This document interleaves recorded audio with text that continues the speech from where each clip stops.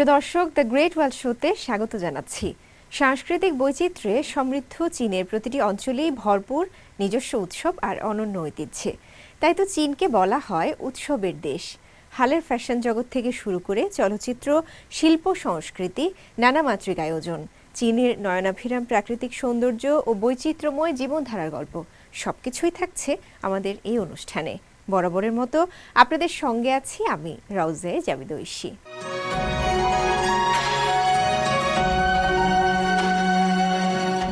শুধু ঘুরতে নয়, এবার চীন আপনাকে ডাকছে এক ভিন্ন জাদুর মতো অভিজ্ঞতার দুনিয়ায়। আধুনিক প্রযুক্তি, সমৃদ্ধ সংস্কৃতি, প্রাচীন ইতিহাস ও শীতের অপূর্ব সৌন্দর্যের মেলবন্ধনে তৈরি হয়েছে চীনের নতুন শীতকালীন পর্যটন অভিজ্ঞতা, যেখানে ভ্রমণ মানে কেবল দেখা নয়, বরং অনুভব করা, অংশগ্রহণ করা এবং স্মৃতিতে ধরে রাখা। চীন জুড়ে শীত নেমেই প্রাণ ফিরে পেয়েছে পর্যটন খাত। নতুন নতুন সৃজনশীল আয়োজন আর অভিজ্ঞতায় ভরপুর হয়ে উঠেছে পর্যটন স্পটগুলো। কোথাও আধুনিক প্রযুক্তিতে জীবন্ত হয়ে উঠছে হাজার বছর আগের ইতিহাস, কোথাও আবার সংস্কৃতি আর গ্রাম্য জীবনের সঙ্গে ঘনিষ্ঠ পরিচয়ের সুযোগ পাচ্ছেন ভ্রমণকারীরা। সিয়ানে পর্যটকদের দারুণ আকর্ষণ এখন এক্সটেন্ডেড রিয়েলিটি এক্সপেরিয়েন্স। মাথায় হেডসেট, সামনে জীবন্ত হয়ে উঠছে সম্রাট ছিন শি হুয়াংয়ের সমাধি আর বিখ্যাত টেরাকোটা ওয়ারিয়র্স। যেন সময় পেরিয়ে তারা চলে যাচ্ছেন প্রাচীন চীনের ইতিহাসের গভীরে। এদিকে দক্ষিণ পশ্চিম চীনের ইউন্নানে পর্যটন এখন কফিকে ঘিরে। কফি চাষ, সংগ্রহ, প্রক্রিয়াকরণ থেকে শুরু করে রোস্টিং সবকিছুই দেখতে পাচ্ছেন খুব কাছ থেকে। শুধু দেখাই নয়, চাইলে নিজের হাতেও বানাতে পারছেন কাপ ভর্তি সুগন্ধি কফি। মধ্য চীনের হুনান প্রদেশের খাইফং শহরে পর্যটকদের জন্য সাজানো হয়েছে সং রাজবংশের লোক সংস্কৃতির জীবন্ত অভিজ্ঞতা। ঐতিহ্যবাহী পোশাক, সঙ্গীত আর সংস্কৃতির পরিবেশনায় যেন ফিরে যাওয়া অতীতের কোনো দিনে। ফুচিয়ানের চাংচো শহরে চলছে মিনান সংস্কৃতির উচ্ছ্বাস, যেখানে অমূর্ত সাংস্কৃতিক ঐতিহ্য আর লোকশিল্পের আয়োজন মুগ্ধ করছে পর্যটকদের। আর আনহুই প্রদেশের শাসিয়ান কাউন্টিতে পর্যটকেরা নিজেরাই তৈরি করছেন মাছের আকৃতির লণ্ঠন, কাগজ কাটা শিল্প আর ঐতিহ্যবাহী ইঙ্কস্টোন। শীতকে ঘিরে বিভিন্ন প্রদেশও ঘোষণা করে বিশেষ ট্যুরিজম সিজন। চেচিয়াংয়ের খাবার, খেলাধুলা আর কালচারাল প্রোগ্রাম, সিচুয়ান ও ছংছিংয়ের স্কি আর বরফের দুনিয়া। অন্যদিকে উত্তর পূর্ব চিলিনে শুরু হয়েছে বিখ্যাত ছাংছুয়ান আইস অ্যান্ড স্নো ফেস্টিভ্যাল, যেখানে বরফের ভাস্কর্য, স্নোস্কেপ আর শীতকালীন খেলাধুলা এনে দিচ্ছে অন্যরকম আনন্দ। শুধু ঘুরে দেখা নয়, বরং ইতিহাস, সংস্কৃতি আর আধুনিক প্রযুক্তির সমন্বয়ে তৈরি এসব ইমার্সিভ অভিজ্ঞতা চীনের শীতকালীন পর্যটনে যোগ করেছে নতুন মাত্রা। রাউজে জাবিদ ঐশী, সিএমজি বাংলা।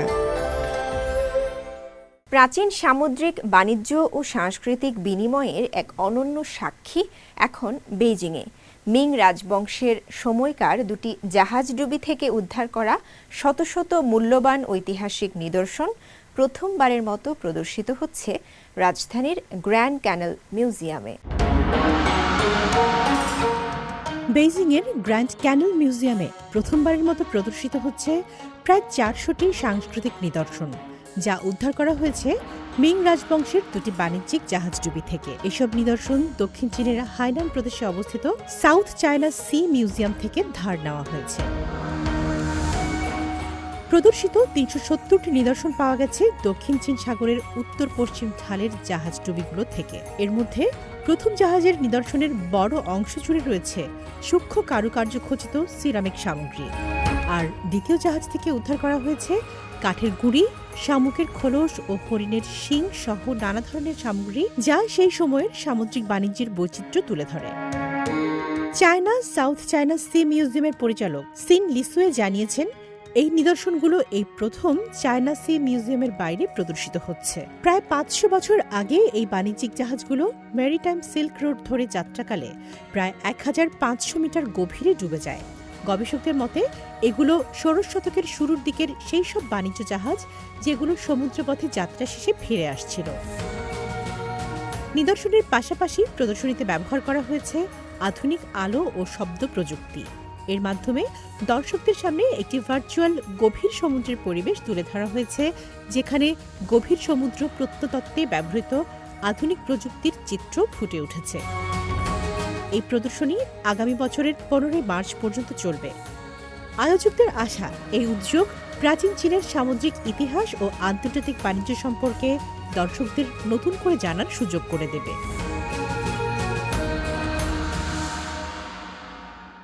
21 ডিসেম্বর বছরের সবচেয়ে ছোট দিন। চীনে এই দিনটিকে বলা হয় উইন্টার সলস্টিস বা তোংচি। এটি শুধু ক্যালেন্ডারের একটি তারিখ নয়, বরং পরিবার, ঐতিহ্য আর খাবারের উষ্ণতায় ভরা এক বিশেষ উপলক্ষ। উত্তরের তুষার জমা শহর থেকে দক্ষিণের স্নিগ্ধ প্রান্তর, সব জায়গায় চলছে উৎসব। খাবারের টেবিলে সাজানো ঐতিহ্যের স্বাদ আর ঘরের উষ্ণতা।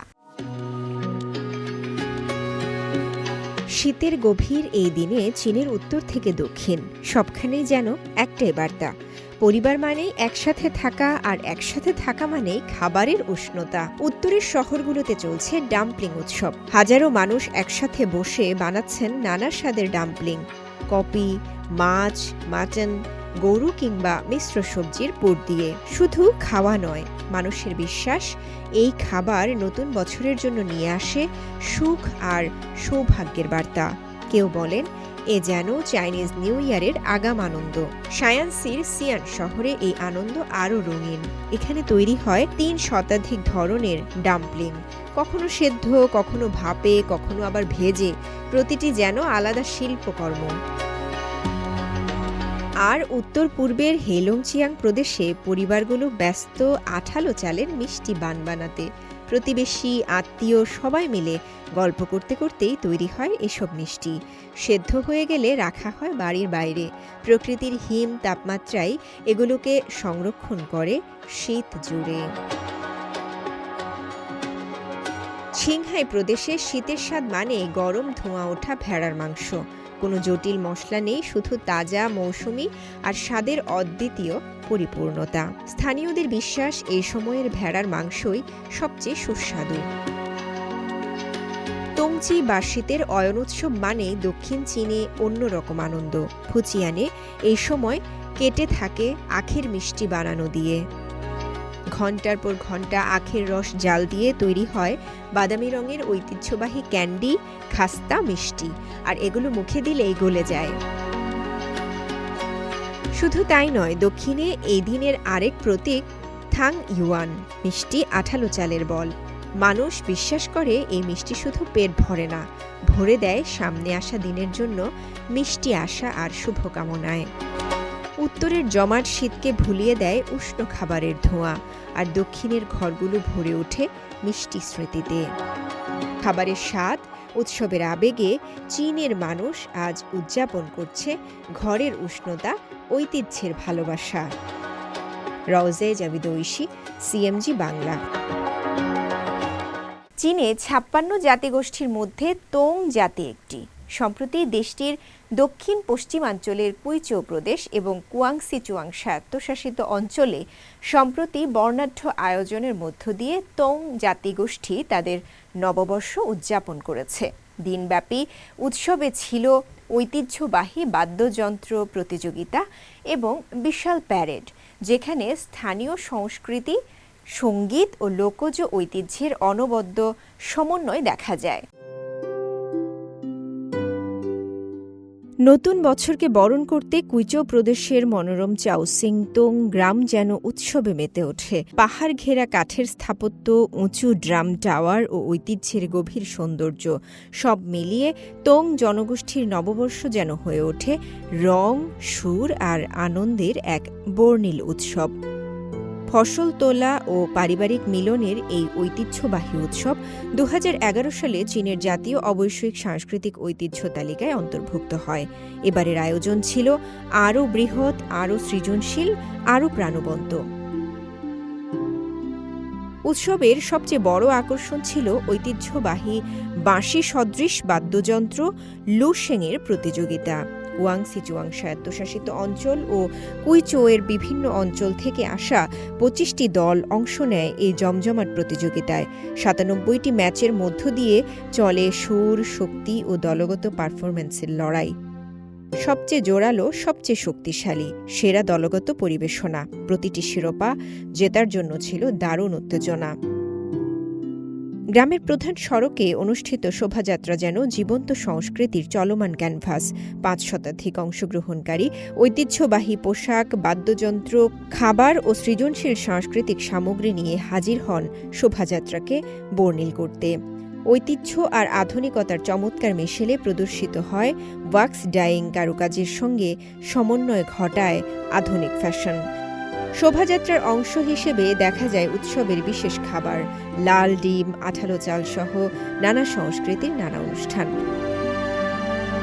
চাওসিংতুং গ্রামের এই নববর্ষ উৎসব শুধু সাংস্কৃতিক উদযাপন নয়, এটি ঐতিহ্যের সংরক্ষণ, প্রজন্মান্তরে অধিকার পৌঁছে দেওয়ার এক জীবন্ত উদাহরণ। রওজা জাবিদ ঐশী, সিএমজি বাংলা। চীনের চলচ্চিত্র শিল্পে সফলতার জোরালো হাওয়া বইছে।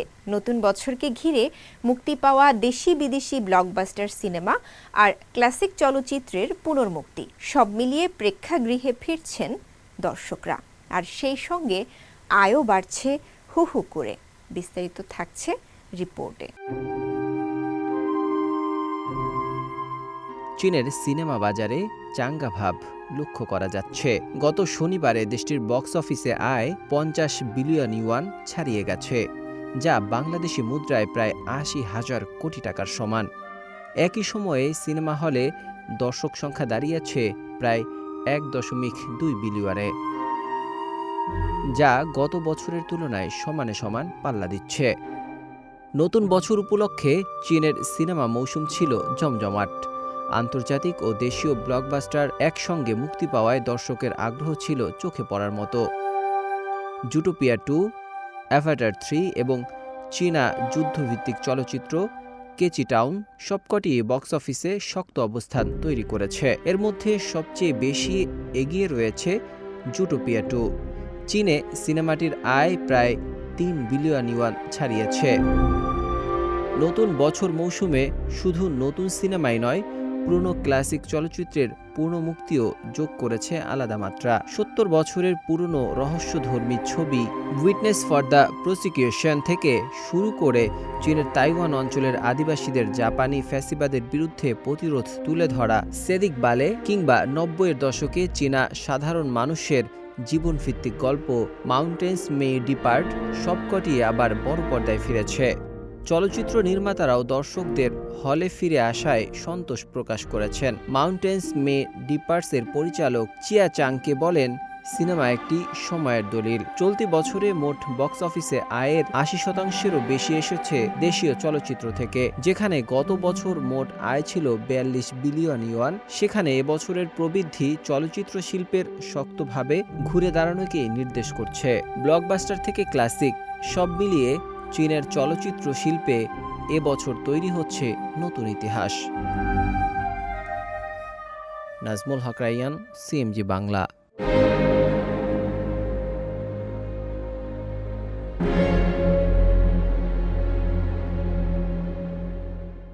উত্তর পশ্চিম চীনের শায়ানসিতে কনসার্ট নির্ভর সাংস্কৃতিক পর্যটনের বিকাশ ঘটছে। শিল্প, সঙ্গীত এবং ঐতিহ্যকে পর্যটনের সাথে মিলিয়ে দেশি বিদেশি ভ্রমণ পিপাসুদের আকর্ষণ করা হচ্ছে। আর চীনের লাইভ সঙ্গীত পরিবেশনা গ্রাহকদের জন্য নতুন চালিকা শক্তি হয়ে উঠেছে। এদিকে ঐতিহ্যবাহী চীনা ক্যালিগ্রাফির মাধ্যমে মাতৃভূমিতে ফেরার ২৬তম বার্ষিকী উদযাপন করেছে গুয়াংডং এবং ম্যাকাও বিশেষ প্রশাসনিক অঞ্চলের শিক্ষার্থীরা। উত্তর পশ্চিম চীনের ঐতিহাসিক শায়ানসি প্রদেশের রাজধানী সিয়ান পৃথিবীর অন্যতম প্রাচীন নগরী রূপে পরিচিত। এটি প্রাচীন সিল্ক রোডের সূচনাস্থল এবং এখানে বহু যুগের সাংস্কৃতিক ঐতিহ্য আজও জীবন্ত। নতুন পর্যটন কৌশল এখানকার ঐতিহ্য এবং আধুনিক সঙ্গীতকে একই প্ল্যাটফর্মে নিয়ে এসেছে। 2025 সালের 11তম সিল্ক রোড ইন্টারন্যাশনাল আর্টস ফেস্টিভ্যালের মতো আয়োজনে সঙ্গীতের পাশাপাশি নৃত্য, থিয়েটার ও বিভিন্ন আন্তর্জাতিক শিল্প প্রদর্শনীও অনুষ্ঠিত হয়েছে। এই উৎসবটি প্রায় 25 দিন ধরে চলে। এতে দেশি বিদেশি শত শত শিল্পীর অংশগ্রহণ ছিল। উৎসবের উদ্বোধনী কনসার্ট সিল্ক রোড ছাংআন ছিল একটি বড় স্কেলের অর্কেস্ট্রাল পারফরম্যান্স, যেখানে বিভিন্ন ঐতিহ্যবাহী বাদ্যযন্ত্র ও বড় দল পরিবেশনা সুরের মাধ্যমে সিল্ক রোডের ঐতিহাসিক এবং সাংস্কৃতিক ভিন্নতাকে তুলে ধরা হয়। শহরটিতে বিভিন্ন স্থানে প্রায় 40টিরও বেশি কনসার্ট এবং সঙ্গীত অনুষ্ঠানের পরিকল্পনা রয়েছে, যা পর্যটকদের আকর্ষণ বাড়াতে গুরুত্ব দিয়ে আয়োজন করা হচ্ছে। কেবল সঙ্গীত বা কনসার্টই নয়, এই উদ্যোগের সঙ্গে মিলেছে আরও বিস্তৃত সাংস্কৃতিক উপাদান। ফলশ্রুতিতে শুধু ইতিহাস দর্শনে আগ্রহী পর্যটকই নয়, বরং নতুন ধারা সঙ্গীত ও শিল্পপ্রেমীরাও শায়ানসিকে এক নতুন গন্তব্য হিসেবে দেখতে শুরু করেছে। এই ধরনের কনসার্ট ভিত্তিক উদ্যোগ কেবল পর্যটক সংখ্যা বাড়াচ্ছে না, সঙ্গীতকার, শিল্পী ও স্থানীয় ব্যবসায়ীদের জন্য নতুন সুযোগ সৃষ্টি করছে। যেমন কনসার্টের ক্ষেত্রে হোটেল বুকিং, স্থানীয় খাদ্য ও পণ্যের চাহিদা উল্লেখযোগ্যভাবে বৃদ্ধি পেয়েছে। শায়ানসি প্রাদেশিক সরকারের লক্ষ্য হল শুধু দর্শনীয় স্থান দেখানো নয়, বরং সাংস্কৃতিক সংলাপ গড়ে তোলা।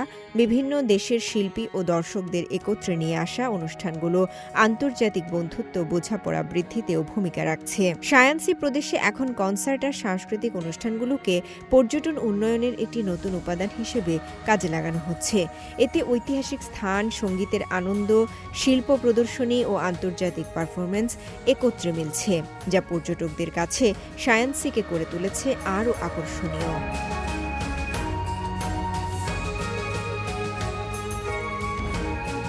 এদিকে সম্প্রতি দক্ষিণ চীনের কুয়াংতুং প্রদেশের সাংথৌ শহর এবং ম্যাকাও বিশেষ প্রশাসনিক অঞ্চলের শিক্ষার্থীরা ঐতিহ্যবাহী চীনা ক্যালিগ্রাফির মাধ্যমে ম্যাকাওয়ের মাতৃভূমিতে ফেরার 26তম বার্ষিকী উদযাপন করেছে। সাউথ চায়না নর্মাল ইউনিভার্সিটির অধিভুক্ত হাউ চিয়াং এক্সপেরিমেন্টাল স্কুলের শিক্ষার্থীরা বিভিন্ন শৈলীর ক্যালিগ্রাফিতে কুই চীনা অক্ষর লিখে তাদের ভালোবাসা ও আবেগ প্রকাশ করে। 1999 সালের 20 ডিসেম্বর ম্যাকাও চীনের কাছে ফিরে আসে।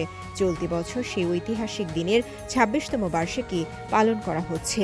ম্যাকাওয়ের পুইভা মিডল স্কুলেও ক্যালিগ্রাফি ক্লাবের সদস্যরা শিক্ষকদের তত্ত্বাবধানে হাজার বছরের ঐতিহ্যবাহী শিল্পচর্চার মাধ্যমে SAR প্রতিষ্ঠা বার্ষিকী এবং দেশের সমৃদ্ধি ও শক্তিকে স্মরণ করেছে। এছাড়াও বিদেশে অবস্থানরত চীনা ভাষা স্কুলগুলোর শিক্ষার্থীরাও ক্যালিগ্রাফিকে সাংস্কৃতিক ঐতিহ্য ও মাতৃভূমির সঙ্গে আধ্যাত্মিক সংযোগের মাধ্যম হিসেবে ব্যবহার করে উদযাপনে অংশ নেয়। রওজে জাবিদ ঐশী, CMG বাংলা। প্রিয় দর্শক, দ্য গ্রেট ওয়াল শো আজ এ পর্যন্তই। আমাদের অনুষ্ঠানটি টেলিভিশনের পাশাপাশি সোশ্যাল মিডিয়ার মাধ্যমে দেখতে www.facebook.com/cmg বাংলা এবং ইউটিউব চ্যানেল CMG বাংলাতে ভিজিট করতে পারেন। পরবর্তী পর্বে নতুন কোনো আয়োজন নিয়ে দেখা হবে আপনাদের সঙ্গে। সে পর্যন্ত সবাই ভালো থাকুন, সুস্থ থাকুন। চাই চিয়েন।